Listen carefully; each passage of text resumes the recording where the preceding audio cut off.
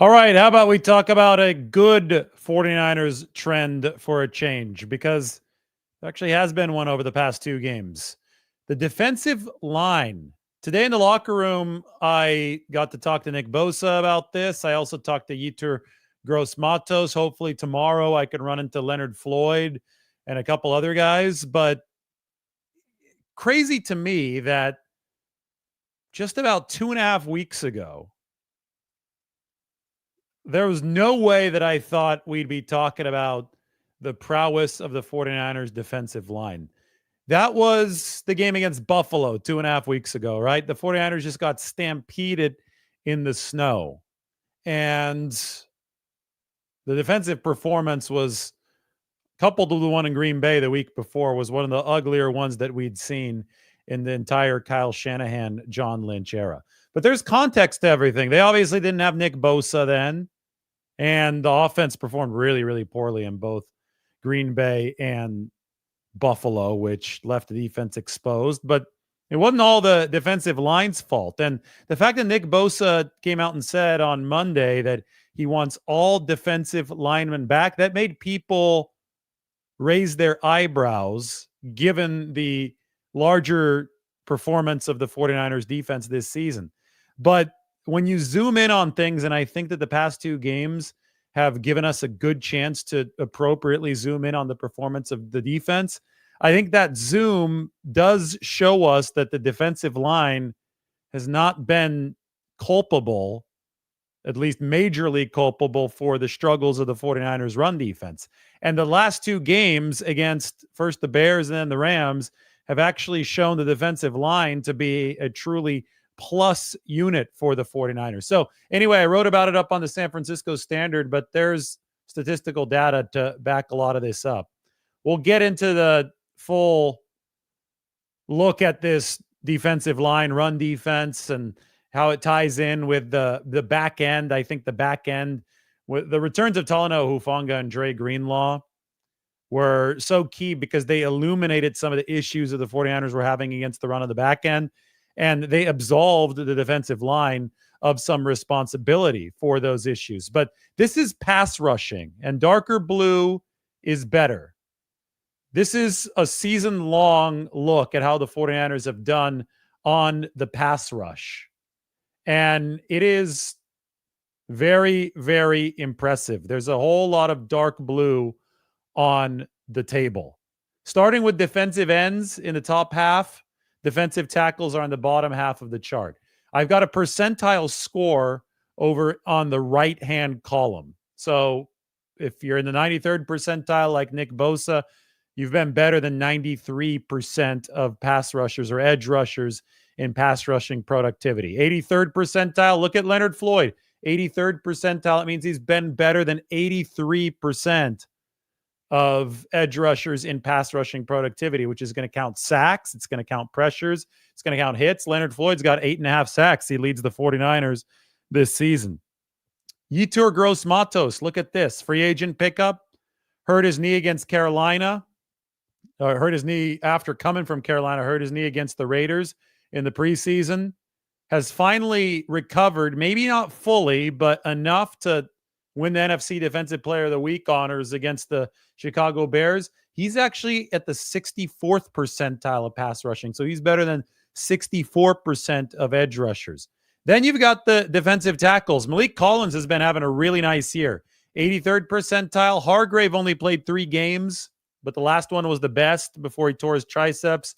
86th percentile for him. And unfortunately, Kevin Givens also hurt now. He was scoring really well. So if there's anywhere where the 49ers are struggling a little bit more, it's at defensive tackle to generate pass rush because both Hargrave and Givens are hurt. But they've still found good productivity from Evan Anderson. I mean, 41st percentile is not bad. Sam Okawanu, 46th percentile is not bad. That means he's better than 46% of edge rushers. And for a guy that they added at minimal cost, for a guy like Evan Anderson, who they added as an undrafted free agent, 41st percentile is outperforming the cost of acquisition for the 49ers. But let's focus more right now on the 3 edge rushers who have scored well above average for the 49ers this year, and really translate that forward to 2025 plans. We know that Nick Bosa is going to be around for a while. Leonard Floyd signed a 2-year contract, so he's with the team through 2025. So did Yetur Gross-Matos. And while we're on that line, then we could talk about the fact that Jordan Elliott, who was another free agent this offseason, signed a 2-year contract with the 49ers. And Malik Collins, the top defensive tackle here, he was traded to the 49ers from the Texans, and the 49ers inherited 2 years on his contract. So he also is under contract with the 49ers through 2025. So you've got these names who have really started performing this season to the point where it started to look really, really impressive in our percentile distribution. And these guys are all going to be back theoretically next season. The 49ers have the contractual control. So that is the context to what Nick Bosa was saying the other day in the 49ers locker room. These guys have acclimated to the system. They're playing extremely well. We saw it over the past 2 games against Chicago and against the LA Rams. And now the 49ers have it in the big picture set up for them to return in 2025 and essentially be able to hit the ground running. The issue here in 2024 was that Yetur Gross-Matos had not played in a 4-3 before. He was an outside linebacker for Carolina in a 3-4. Leonard Floyd, same thing. I think he was in a 4-3 in Buffalo last season, but before that with the Rams and the Bears, Vic Fangio, Brandon Staley defenses, he was in a 3-4, and he was the outside linebacker. The 49ers saw both Floyd and Gross-Matos and said, your athleticism and your ability to play the run, even with how athletic you are, would be perfect for a wide 9 4-3. Come and check it out. And Chris Kasarik obviously has a great reputation around the league, the 49ers defensive line coach. So I think that he's been able to sell this vision to a lot of free agents. When I talked to Yetur in the locker room today, he talked about Arden Key, Charles Omenihu. He is the 49ers Arden Key and Charles Omenihu now. And think back to those defensive lines with Key and Omenihu in 2021 and then 2022. Those are lines that peaked toward the end of the season. Why? Because it takes a little bit of time to learn the nuances of the 49ers defensive line. It's not the most commonly used system in the NFL. For example, here, this is a great quote from Nick Bosa.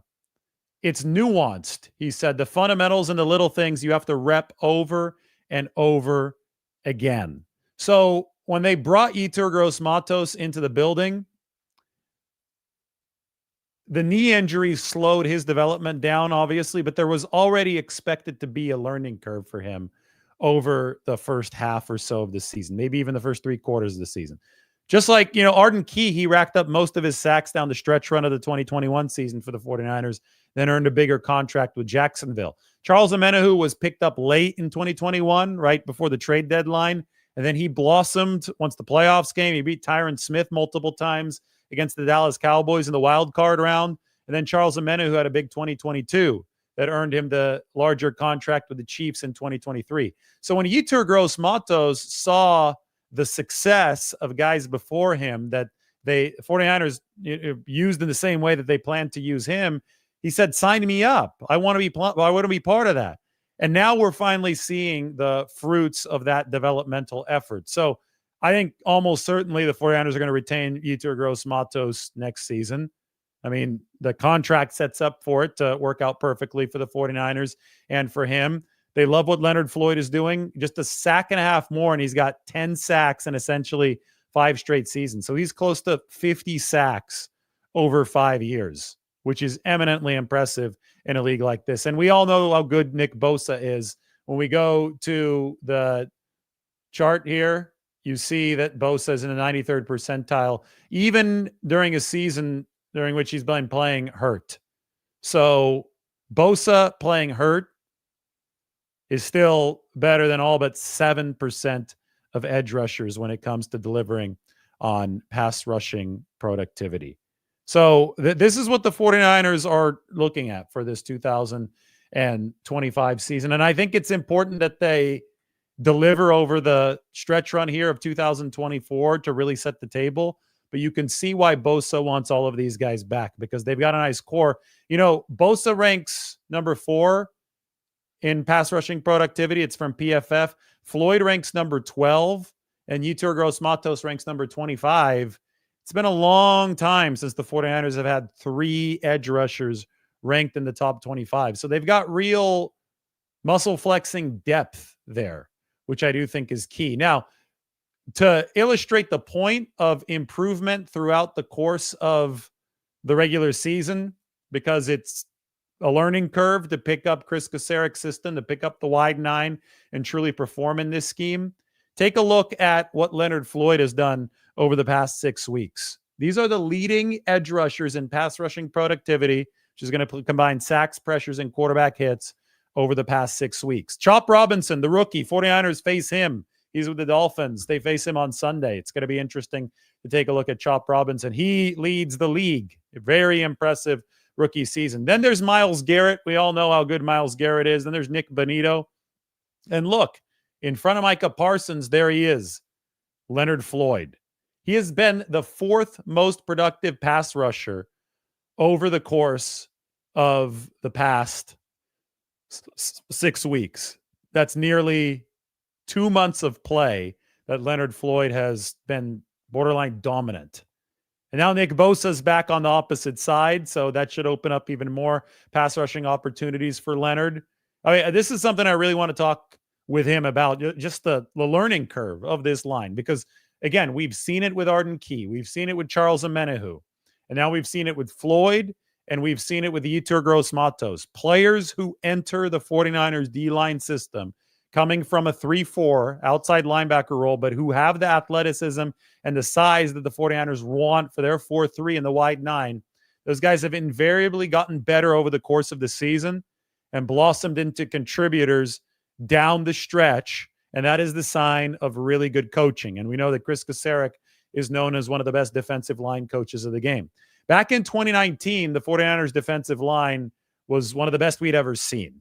They had Bosa as a rookie. On one end, they had Dee Ford, still healthy for part of the season. On the other end, they had DeForest Buckner and Eric Armstead on the inside. DJ Jones blossomed coming off the bench that season for the 49ers. Ronald Blair, who's a coaching fellow now for the 49ers, so he's in the building, he's out on the practice field, was a great 6th defensive lineman for that team. I mean, they were fun to watch. We called that the Gold Rush. That line wasn't quite as deep as some of the lines the 49ers would field in later years, but it was definitely the most seismically effective with the first 4 or 5 guys in the rotation. And that's why before Dee Ford got hurt, opposing offenses often had absolutely zero chance. I mean, Green Bay in 2019 ranked number 1 in pass block win rate, and the 49ers completely skunked them twice. Aaron Rodgers had no chance, both in, I think it was week 12 of that 2019 season, Sunday Night Football. 49ers beat the Packers 37-8. And then it was an NFC Championship game where they beat them 37-20. And the only reason Green Bay scored 20 is because the 49ers got up nearly 30-0. So much of that was on the fuel of a dominant, overpowering 49ers defensive line. Obviously, Bosa got hurt in 2020, so that hurt the 49ers' chances of an encore. But when he was back in 2021, that's when they paired him for a while with Dee Ford, who, remember, did play a little bit in 2021 before he got hurt again and then ultimately stepped away. But they paired him with Arden Key. And Arden Key and Eric Armstead and DJ Jones and that 2021 defensive line really gelled as a unit to become extremely effective by the end of the season. By 2022, they no longer had DJ Jones. They had a big gap, I thought, at defensive tackle next to Eric Armstead, who had moved inside full-time. But with Omenihu on one edge and Nick Bosa on the other, the 49ers still did really, really good stuff. And then that led to 2023, where they lost Omenihu, needed that second edge rusher, and picked up Chase Young at the trade deadline. So they went into the playoffs as a good pass rushing team. I thought that the peak of everything that season defensively. Might have been when they beat Jacksonville 34-3, Chase Young's first game. Anyway, nothing was as strong as the 2019 front line, but the 49ers had managed to hold it together with a solid line, albeit a declining run defense over the years. Now, the run defense has taken another tumble this year. They're down to number 28 in EPA per play, down from number 26 last season. But I think that it's been very clear that Dre Greenlaw's absence, and then some questionable angles from the safety position, some of them from Jair Brown, have really hurt the 49ers run defense. And I don't blame it as much on the defensive line because that's how the wide nine is set up. The wide nine is set up with elongated space in between each lineman. And that puts a lot of pressure on the linebackers behind them and the safeties behind them to make tackles. You're going to get opponents running a lot of delays. You're going to get opponents running a lot of screens, and you're better be ready to deliver in the open field as a defender in the back seven for the 49ers. And we all know that over the low stretch of this season, that was a very, very big problem. But now that we see guys back healthy, Hufanga is in his role, erasing what he needs to erase from the safety position. Dre Greenlaw is the epitome of a linebacker, somebody who backs the line. He's given it all that he can for San Francisco, and we saw over the course of about a half against LA how effective that was. Now that those pieces are back in place, now that Nick Sorensen has warmed up over the course of his first season as a defensive coordinator, the results are there. The pass rushing has been superb for the 49ers. It's only gotten better and better over the course of the year. And I also think that the run defense of this defensive line has been solid as well. Nick Bosa shouted out Leonard Floyd for his improvement in run defense, given how he's picked up the technique over the course of this season. That was one of the things that Nick Bosa specifically called out. And I always like to look at the team building aspect of this, which leads me to the length of the contracts. And when the 49ers signed Floyd, when they signed Gross Matos, when they traded for Collins, when they signed Jordan Elliott, who's a specialist against the run, doesn't have a good score against the pass here, as you can see. But when they added all those guys, they wanted players under contract through 2025. So this could be a 2-year revitalization of the defensive line. And it certainly appears that it is heading in the right direction for the 49ers. These final 3 games are going to be so fascinating because they play 3 decent offenses, 3 decent to very good offenses. The Miami Dolphins and Mike McDaniel, see how San Francisco does against them. And then the Detroit Lions, who are an absolute powerhouse on the offensive side of the ball. And then the Arizona Cardinals, who have been playing good football. This might be the best season of Kyler Murray's career. So this defense, which has started to surge for the 49ers, which looks to have a lot of intriguing pieces up front who are under contract for 2025, can really build momentum into that season with the finish right now. Anyway, San Francisco Standard has the article, so I'm going to ask all of you right now to head to the description of this video and go ahead and click on the link. Mike put the description in the link. If you're on X, you can go to my page and just click on the link to this article. I've tweeted it out a couple times, and I've included this with it. And you can sign up for a membership to the San Francisco Standard while you are around. The memberships are an awesome deal. You'll even get to meet me and Tim in person at one of our fan meetups at some point. We're going to do cool community Q&A events, and we've got a lot of good stuff down the pipeline, including Tim's article this day on Brock Purdy. Look at this. This is building the 2025 49ers. The 49ers have zero doubts about Brock Purdy's value, but his price is a huge question. That is Tim's headline. He has a prediction for the size of Brock Purdy's contract, and he has a few comps in there. I thought it was good work by Tim, so make sure you go ahead and check that out up on the San Francisco Standard. And trust me, I'm going to have my own Brock Purdy contract projection at some point soon as well. He's not eligible to sign a new deal until after this regular season ends, but I just wanted to give you guys a heads up that we do have a lot of good stuff up there on the San Francisco Standard. All right, memberships, something that you should keep in mind. You could gift one for Christmas too. So that's coming up in a week. It's already December 18th. I think that not a bad time to start thinking about that. All right, time for a 49ers Q&A. Let's go.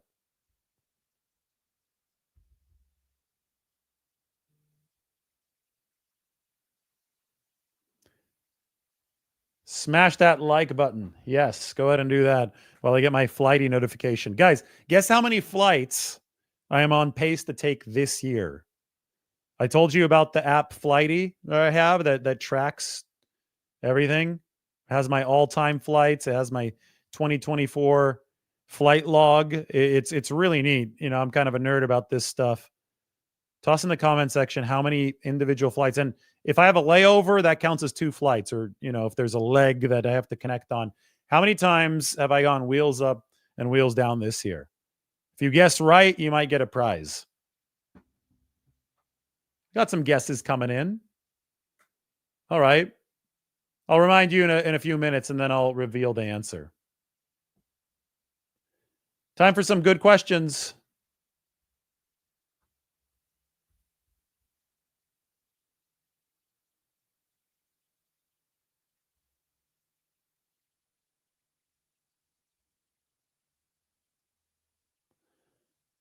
All right, there's some good guesses here. Nobody's quite hit it yet, but there are some good guesses.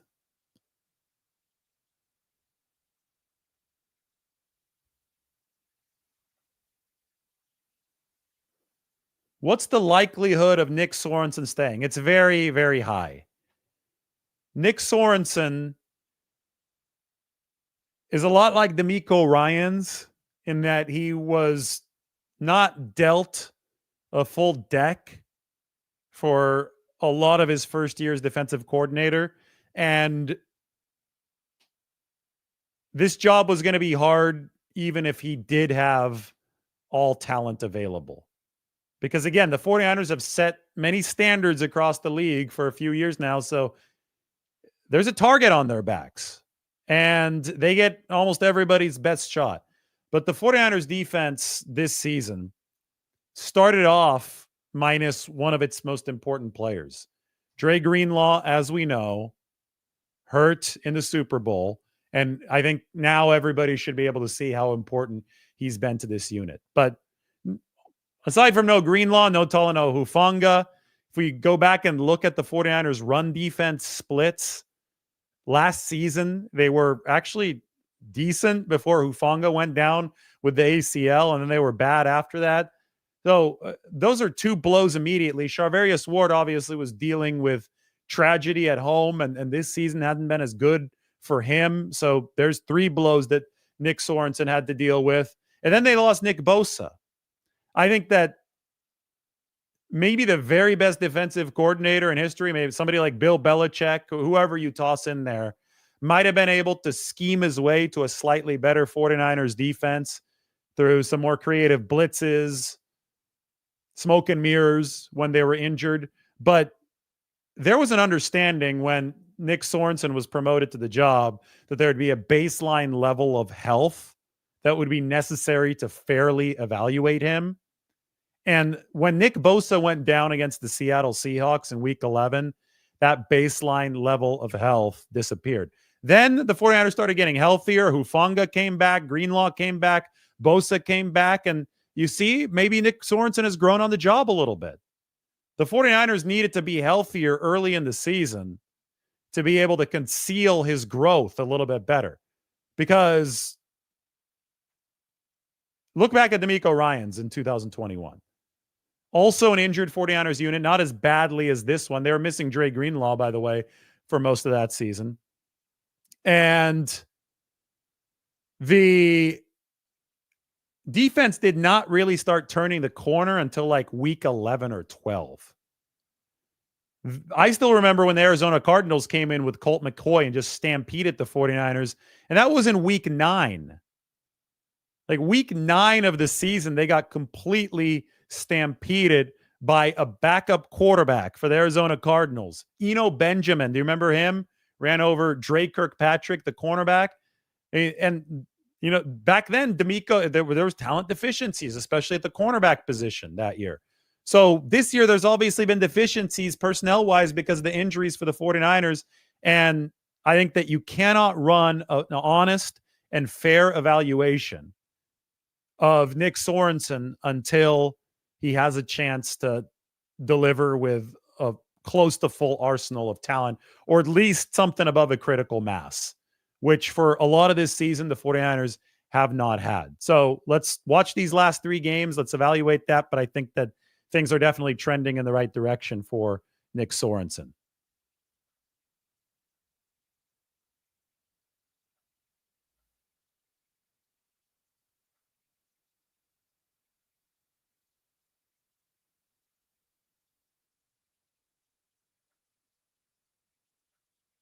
Would I say that the losses were more on the offense or defense this year? Well, why don't we take a game by game look at this? This is actually an interesting question because we can visualize with evidence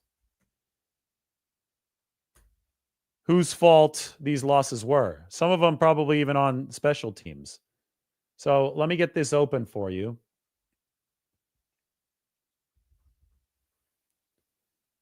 And then we could zoom in on it and go from there.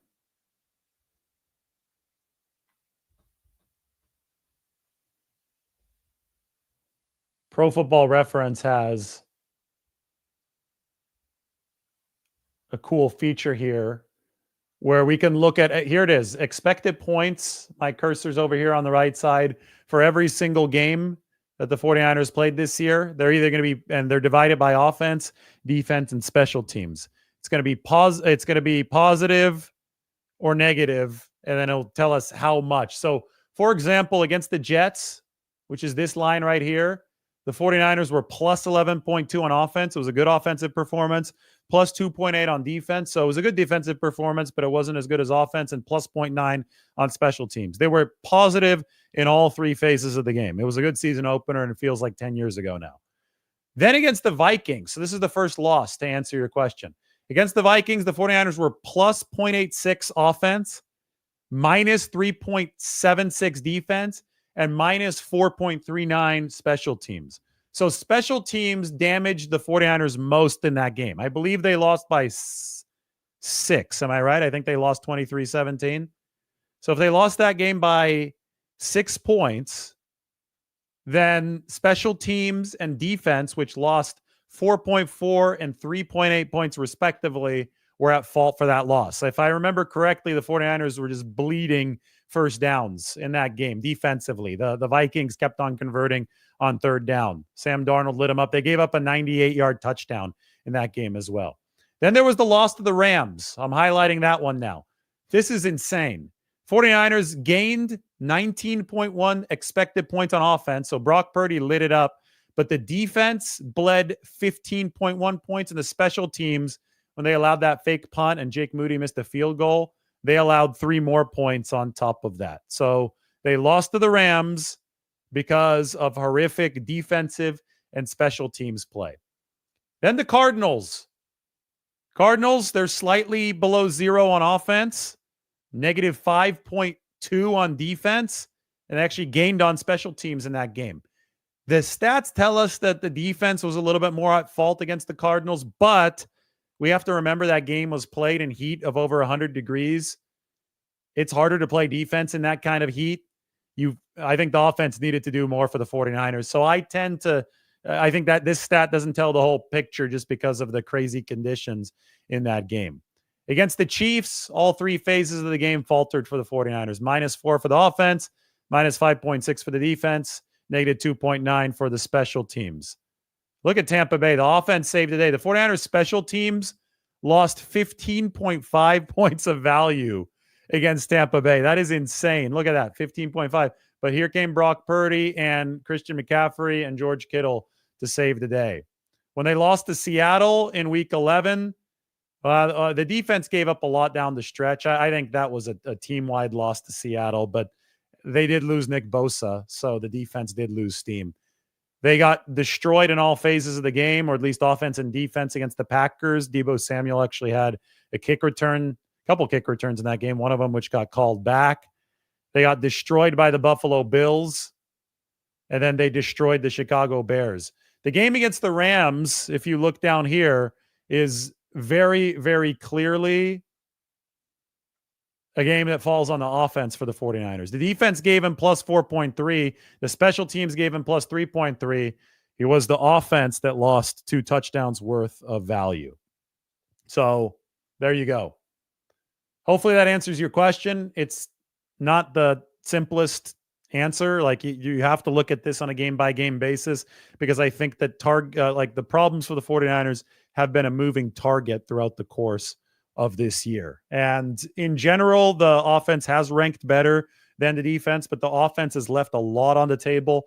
And I think that it's really important to look at this in terms of complementary football.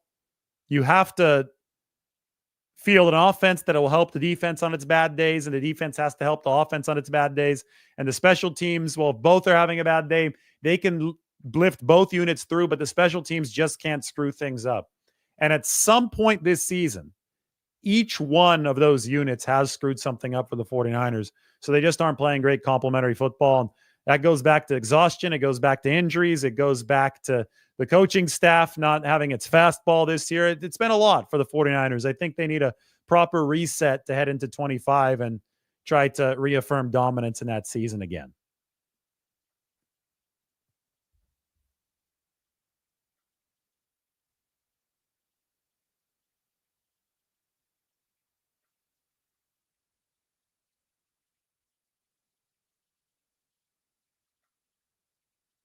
Will Charvarius Ward be back next season? I think there's a chance. I think with Ward, Talanoa Hufanga, and Dre Greenlaw, you might be able to get a prove it 1-year deal because they might be, all those guys might be offered something longer from other teams, but it might not be at the rate that they think that they're worth because they're all coming off of relatively down years or years where they didn't play all too much, like Greenlaw and Hufanga. So if that's the case, we've seen players bet on themselves before, stay with their original team for one more season at a decent rate, come back motivated, healthy, ready to put really good play on tape, and then be ready to hit the open market the season after that. I think that's very possible for Ward. I think it's possible for Hufanga, and I think that it is possible for Dre Greenlaw. Today, we heard Kyle Shanahan specifically say he wants Hufanga and Greenlaw back. He wasn't asked about Charvarius Ward, and I know at cornerback, the 49ers might be deeper than they are at linebacker and at safety, especially after Renardo Green hit in this past draft. But I also believe that you can never have too many good cornerbacks on a roster.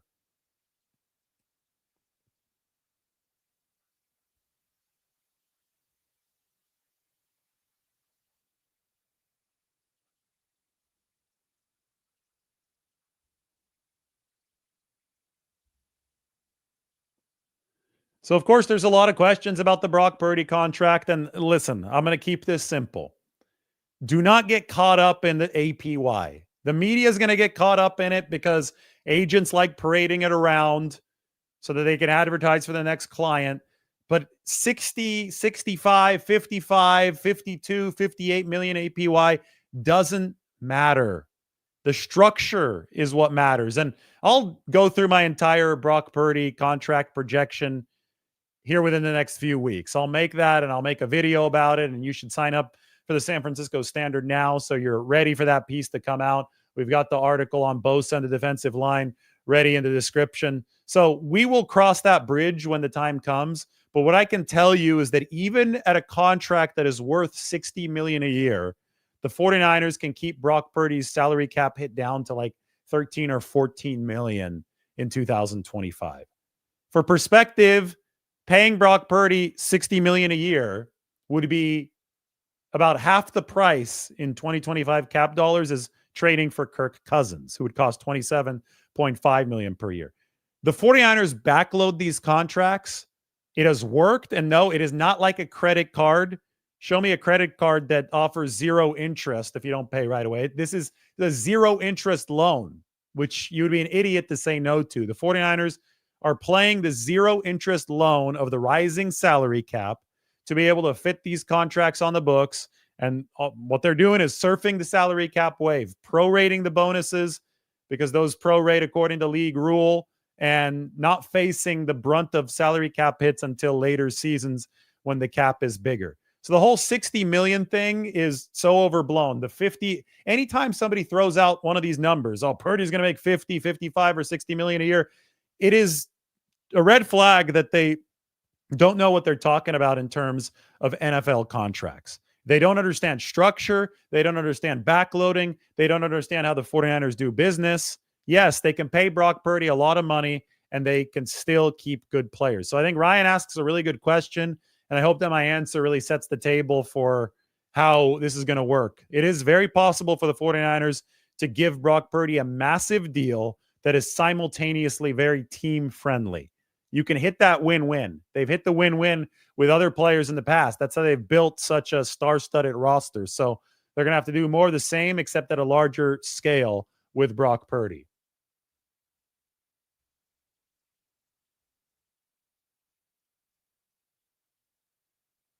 As Mike said, NFL contracts are not like MLB or NBA contracts.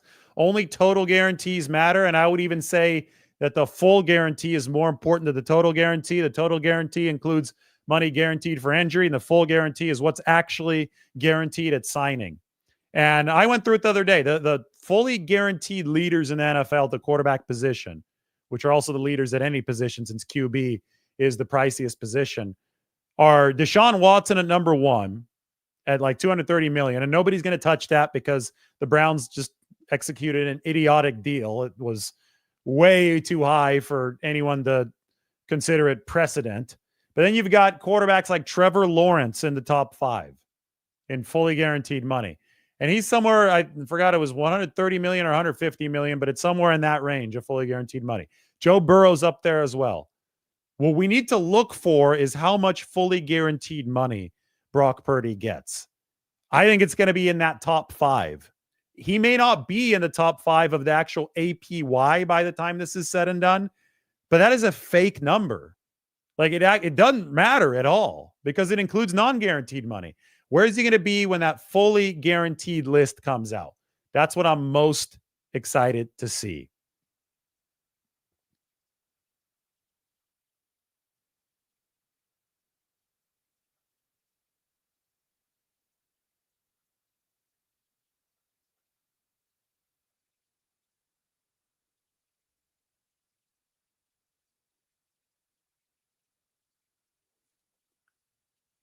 Mike thinks it's going to be like Jalen Hurts' contract, which saw that staggered spending structure as far as cap hits went, with multiple bonuses, option bonuses to create that rolling structure. Mike studies his quarterback contracts. I do too, but Mike always is able to so concisely put what I'm thinking into a nice comment. So salute to Mike.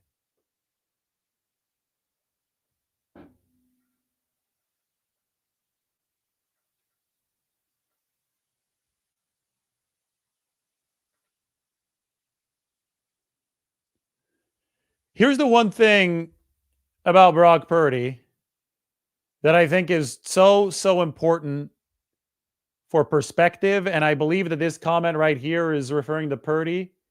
It's a sensible comment. So I'll pretend like it's referring to Purdy. But check this out. These are quarterback rankings this season. EPA per play per quarter.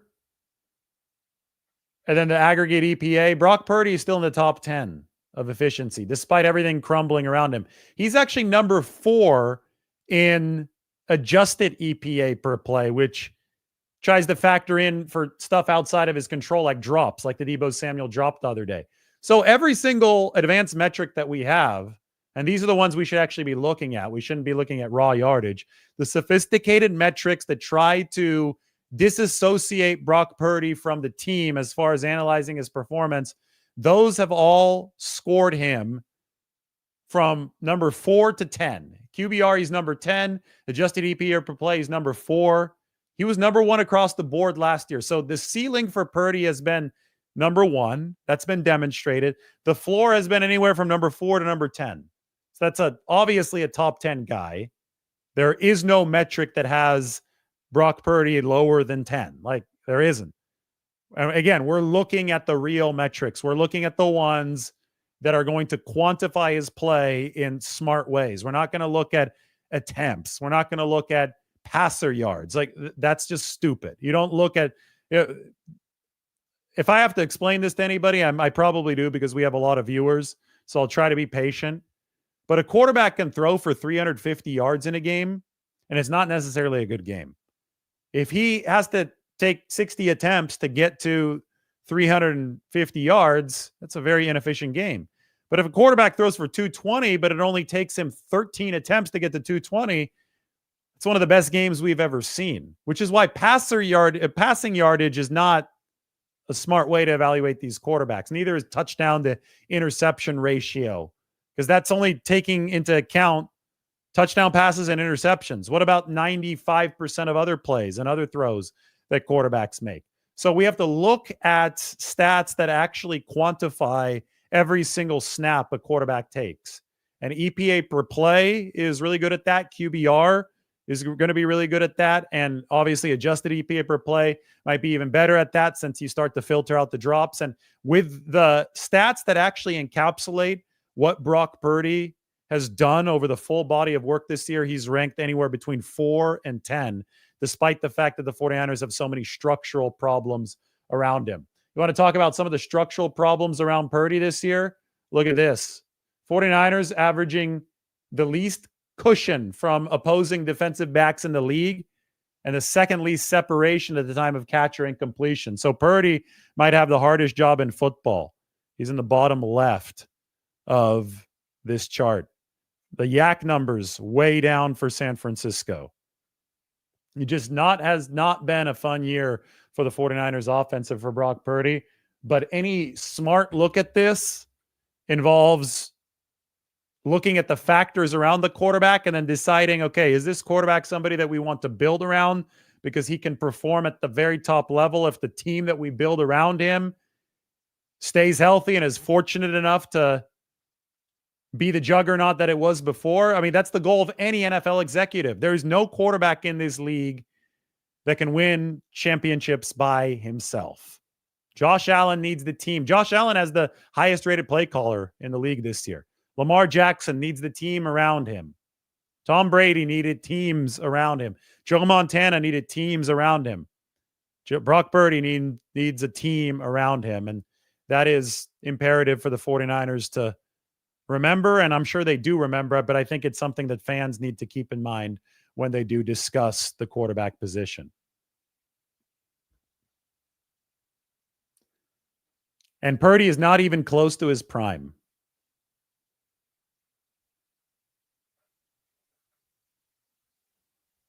That's very true. All right, everybody sign up for that San Francisco Standard membership. This is the article on Nick Bosa. This is the data set that I built for you guys. A lot of dark blue on there. That's good for the 49ers. That shows you that this pass rush has really taken hold in this 2024 season. It's a great sign for the 49ers come 2025. Everybody, thanks for watching. It's time. I'm on this big workout plan now. We're getting ready for the big Alcatraz swim. So time for me to start shutting it down, stop looking at the screen, and I will see you very, very soon.